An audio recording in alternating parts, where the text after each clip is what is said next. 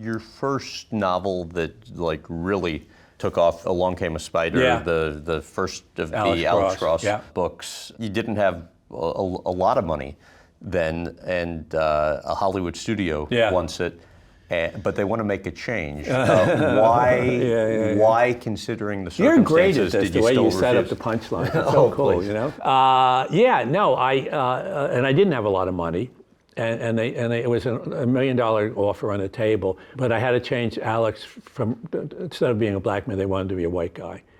And I said, no, not doing it. You know? What'd they say? They said, bye. So that was the end of that. And what? And years later, But wait, at that time, what's going on? When, like when they say, see you later, I don't know. you're fine. Come. Is that? Yeah. But that takes a lot of strength. The reaction, I don't know. I just did it. I don't remember exactly, but it was like, okay, no, we're not going to do it. And with Along Came the Spider on the publishing front, you really felt like TV advertising was the way to go. What did the publishers say, and then what did you ultimately end up doing?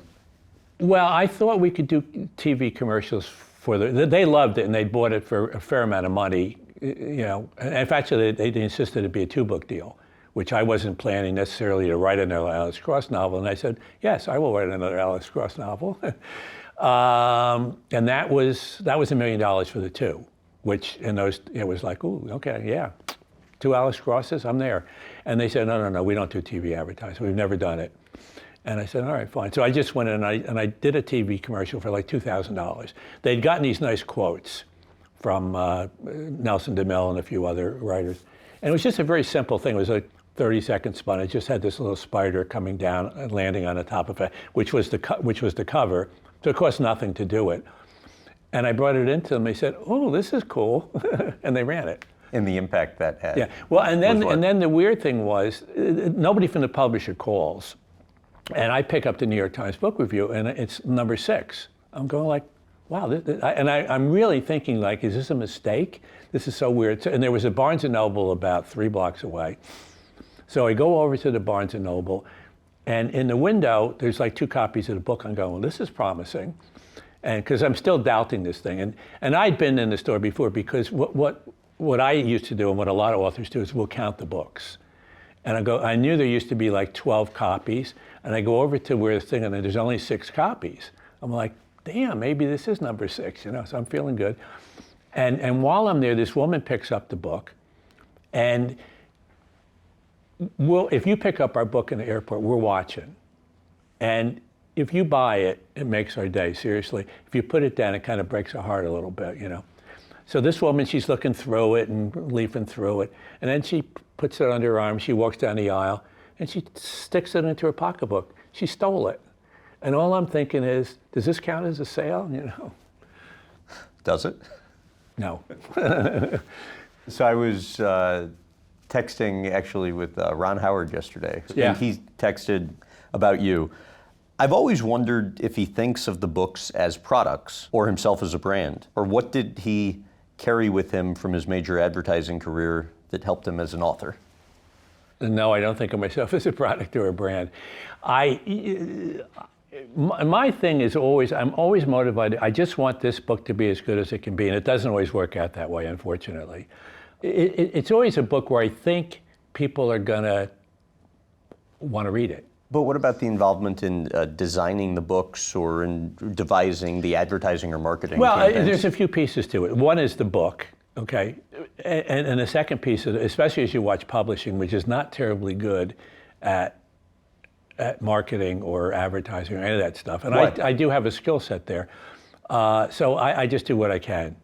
You know, so I will be involved in the covers, certainly improving them, and sometimes creating them, like the Thomas Barrowman, my first one, and a few of them I've created the covers. I don't want to get into their business too much, but you do, because a lot of times they're not that good at it. And great books can get down the drain, or books that you love can get ruined. And then they'll go like, oh, well, it didn't sell very well. Yeah, okay, well, the cover's terrible, and you didn't sell it, and you never got it into Walmart and whatever. Not my books, but you know. What are the granular details that you'll pay attention to? Cover.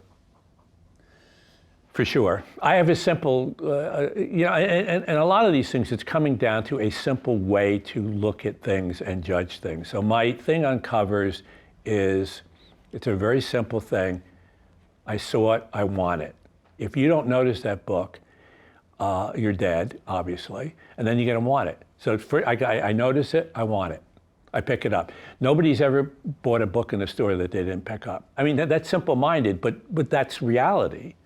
And now online, where they're small, so now it's got to work in like this size. For that, okay, well, let me click on that. Same with commercials. You can run a commercial that 1% of the audience notices, or you can run a commercial that 70% of the people notice. That's a huge difference. Right. How many bestsellers have you had? I don't have no idea. Oh, come on. Oh, I have no idea. I have no idea, I don't care. Your novels in recent years have sold more copies than Stephen King, John Grisham, and Dan Brown combined? That's true. You're always on the Forbes list as well because of your success. Explain kind of the economics of the business, if you don't mind. It's a very simple thing, but it's totally, sell more books to more people. No, that sounds stupid, but it isn't. It's totally, yes, sell more books. Okay, what does that mean? That means that if the people who really like me, they're buying 2 of my books a year, you want to get it to 3. How do you get it to 3? So who are the people, logically, that you can reach? Obviously, the people who already like my books a lot. You can reach the traders who have stopped reading me. You can go back and say, James, he's okay. You shouldn't have given him up. Don't you miss him? And then you can get people who read comparable books but don't read me. And that's it. That's the audience. So how do you talk to that group of people, which is a small group, relatively small?